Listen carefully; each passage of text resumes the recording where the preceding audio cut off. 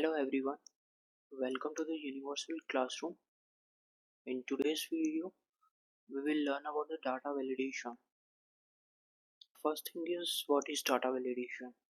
It's a feature of Excel that limits the type of data that can be entered in any cell or any worksheet where we will validate the data. So let's start. For example, suppose we want the values in cell C that are above 30 and less than 100. So first we have to select the area or the cells where we want to validate it.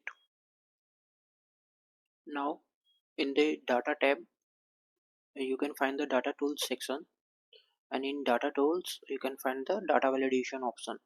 Just click on the data validation.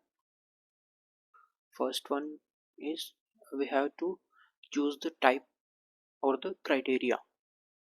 In this case we want the whole numbers, so click on the whole number. Now we have to choose the type, data type, like we want it greater than something, less than something, or equal to something, like that. So in this case we will choose between minimum we will take third, let's take it 40, and maximum is 100. Now click OK. So now the data is validated in this column from C2 to C11. As the value we have entered is less than 40, that's 20. If you want to see the data that are not as per the validation, go to the data validation, use circle invalid data. If you will click on it, it will circle the data that is not as per the data validation. Let's suppose we are going to change the 73 to 10. If we will hit enter, then it will show a warning. You can customize this message also from the data validation option only. There will be three type of pop-ups.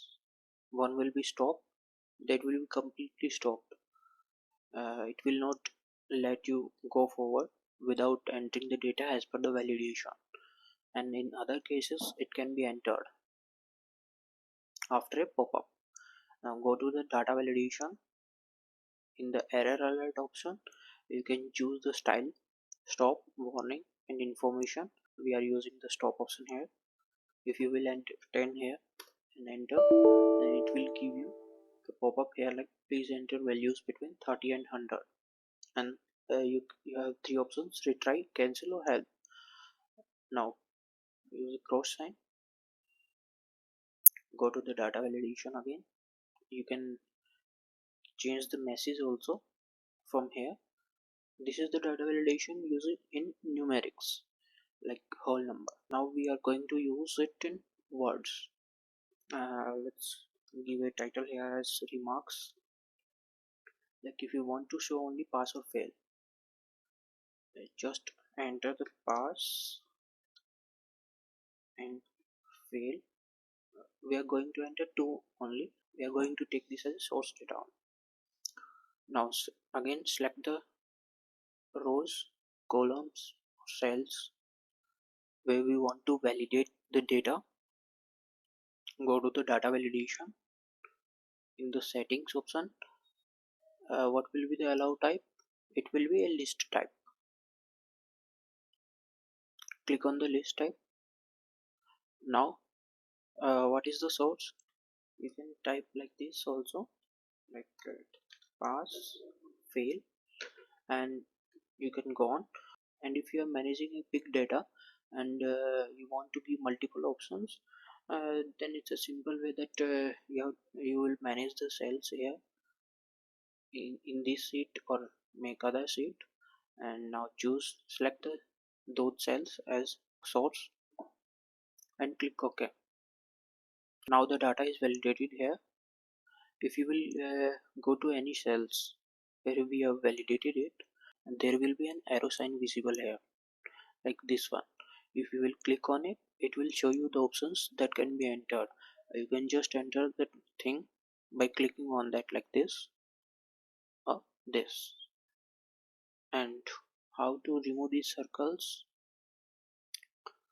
Just go to the data validation and use the clear validation circles. Here it is. So this is the data validation. You can use any of the below, or you can create customs also, and then select the source or data as per applicability. So why we need data validation? Let's suppose a company is managing and data, and there are multiple persons who are entering the data in any sheet. So in that case, to maintain the data properly, we have to use the data validation option, so that nobody will enter the different values. Like if we only want to enter the whole number, someone will come and put the decimal things here. So to ignore those things and keep the data proper, we need data validation. We have explained about the data validation. I hope you find the video helpful. Do not forget to like, subscribe, and hit the bell icon so you don't miss out on future Excel tips and tricks. Let me know in the comment section if you have any questions or suggestions, and thanks for watching.